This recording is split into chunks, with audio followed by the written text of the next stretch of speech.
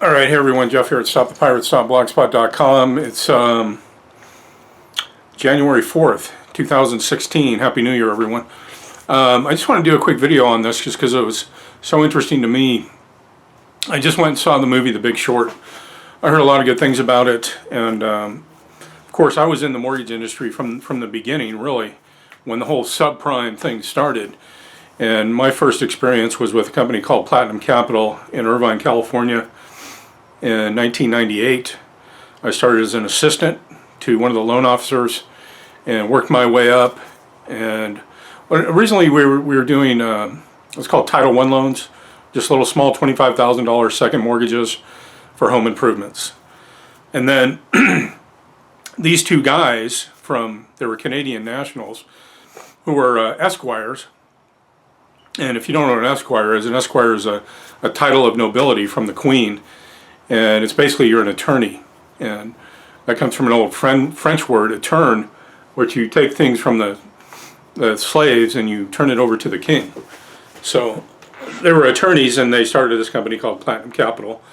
It's got one guy's name was Mark Moses, the other guy's name was Jacques something, I forget his last name.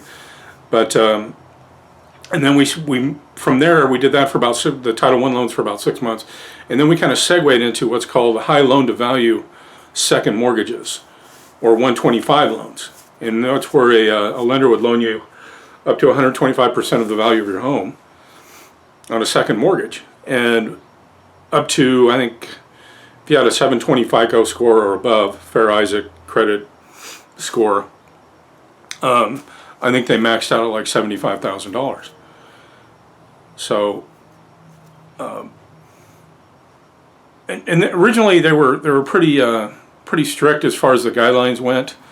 I mean, where there was no income qualifier loans, but it was a stated LTV, so you could just say my home's worth $350,000, even if it was only worth $2. And as long as you were okay with that, we would go with that and loan you, as long as your credit was good. It's basically a signature loan, but it was attached, it was securitized by your house. And what was interesting about the movie, they're kind of playing it from the Wall Street side, but they never really kind of get into how our credit system works. And they kind of play it off or sell it to us as it was kind of organically just happened this way. And out of greed, they were selling these subprime mortgages to investors as collateralized debt obligations, which means just like anything else, you're going to make a certain amount of payments. Just like when you're born, they figure you're going to pay a certain amount into the IRS. So they'll take that and they'll securitize it with the bond. And they'll sell it on the capital markets. So we should be losing our credit rate. I'm not even going to get into that, but just because of the lack of jobs and everything, the United States corporations should be credit rating should be downgraded. But what you find out in the movie too is that S&P and Moody's are both in on it because they're both run-for-profit corporations, and whoever pays them the most money, they're going to get a higher rating on their bonds. What is a bond? A bond is a promise to pay. So they sell the bonds, securitize the bonds, and then they have synthetic CDOs and all these different kinds of things that I want to do kind of a quick video. I don't want to get into all that, but it kind of got me because I was in it for so long, for like 10 years. And I even noticed that this whole subprime thing actually started going away even before before 2007. Like around 2005, it really started dropping off down to a trickle. And they were trying to figure out the default rate on all these loans. There was AAA, AA, triple B, double B, or AAA, AA, A, triple B, double B, B, and this is how they grade the loans based on the default quotients and the algorithms, basically, of how many of these loans go bad once they're packaged up. But what they don't tell you, and what they don't want you to know, is that the ratings stayed so high they couldn't figure it out, but the actual default on the loans was heading up and up and up and up around 2007. They don't tell you is what they slip in, they file into these CDOs, these collateralized debt obligation, these packages of mortgage-backed securities, is that they file in the default judgments of prison bonds, because we are considered, believe it or not, real estate. We're chattel property under the Uniform Commercial Code, under Maritime Admiralty law. And when you're charged with a crime, the banks, the lawyers, they're all in on it together. There's a monetary value attached to it. And when you say you understand the charge and you don't pay the charge, they put you, the property, in the warehouse, in the prison, and they sell the default judgment.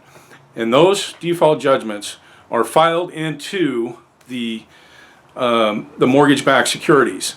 And that's what they don't tell you in this movie. And that's what I figured out, and that's what I'm trying to expose to people. I have a lot of guilt that I carry, a lot of bad things that I did to people, just putting them into these shitty loans, you know. But it's like, no one put a gun to their heads, but, you know, people needed the money, or they wanted to buy the house, and they're not sophisticated enough to understand what they're signing, and how this whole machination system works.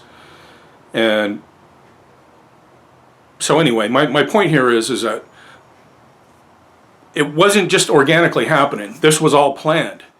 And it was planned so that the banks could flush that many people out of the way. And one thing they'll tell you in this movie, which I agree, when the unemployment rate goes up 1%, 40,000 people die.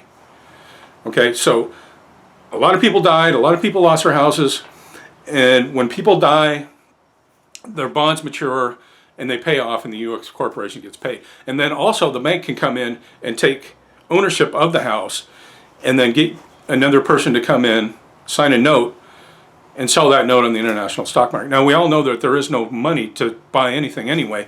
When you sign the note, if you're a U.S. citizen, when you sign the note, you're actually creating the money. You're creating the credit, because we have all of the credit. Anyway, I'm going to cut it off right there. It's an excellent movie. I think you should go see it, but it just, I was shaking when I walked out of there, because it was like so real for me that I was in the mortgage industry for so long, for 10 years, and now I'm trying to kind of like redeem myself. And I just let people know I went from making $18,000 a year as a truck driver to making $150,000, $200,000 a year in the next year for the next 10 years. And I lost it all. And the thing isn't to make money, because money it's a burden. It was on me anyway. And it's just a hassle. And I think if you have a house or a place to live, a bed, and food to eat, and a car to drive, you have 95% more than everybody else in the world. So count your blessings, and I count mine. And it's like I don't really have any desire anymore to go out and make that kind of money. I guess I probably would if I had, you know, my kids were little and stuff like that again, but it's not worth the mental stress and anguish that you go through having to deal with regular people and put them into these kind of products that they don't understand, and you know damn well they're going to blow up in their faces. But you do it because you're caught up in the vibe in the office to be one of the top salesmen. You do it for the money, and you do it for the prestige and the cars and the houses and the things. So, but at the end of the day, that all goes away, and it doesn't really mean anything. So that's why I try to expose the way the system works, and that's my deal. So that's what I do. Go to stopthepirates.blogspot.com. Thanks for listening.